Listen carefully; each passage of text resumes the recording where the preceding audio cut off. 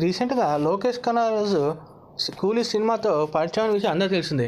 అంతకుముందు ఎల్సీయూలో లియోతో ఒక మంచి హిట్ అట్టనే కొంచెం విమర్శలు పాలైన తర్వాత బౌన్స్ బ్యాక్ అని తెలుసు. కానీ లోకేష్ కనగరాజుకి జోకర్ అనే డీసీ యూనివర్స్ అనేది చాలా ఇష్టం అని, అందులో జోకర్ క్యారెక్టర్కి చాలా పెద్ద ఫ్యాన్ అని ఒక ఆర్టికల్ చదివాను. కానీ నాకు అసలుకి ఎల్సీలో చూసినా లేదంటే కూలీ సినిమాలు చూసినా అసలు జోకర్ ఛాయలు ఎక్కడా అనిపించలేదు.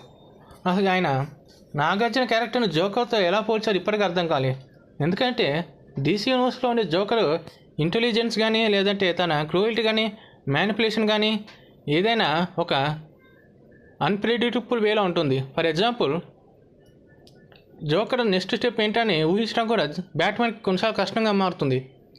ఉదాహరణకి ఇంట్రాగేషన్ సీన్ చాలు.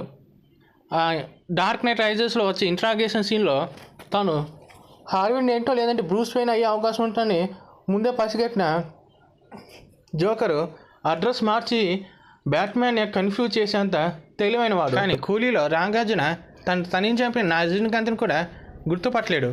మరి మాస్టర్లో అయితే కేవలం ఫిస్ట్ పవర్ చూపించి ఐరన్ ఫిస్ట్ని జోకర్ అని చూపించారు.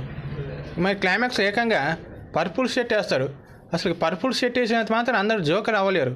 ఈ విషయం లోకేష్ కనగరాజు గమనిస్తే మంచిది. ఎందుకంటే జోకర్ క్యారెక్టర్ ఇన్స్పిరేషన్ అన్నప్పుడు తన స్ట్రెంగ్త్, మ్యాడ్నెస్ని, క్రూయల్తో పాటు ఇంటెలిజెన్స్ని అడాప్ట్ చేసుకొని క్యారెక్టర్ రాయాలి.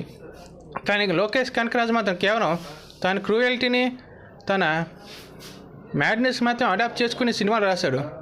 అసలుకి అలాంటి క్యారెక్టర్ని ఇన్స్పిరేషన్ తీసుకున్నప్పుడు కనీస జాగ్రత్తలు తీసుకోకపోవటం అనేది చాలా బాధాకరం.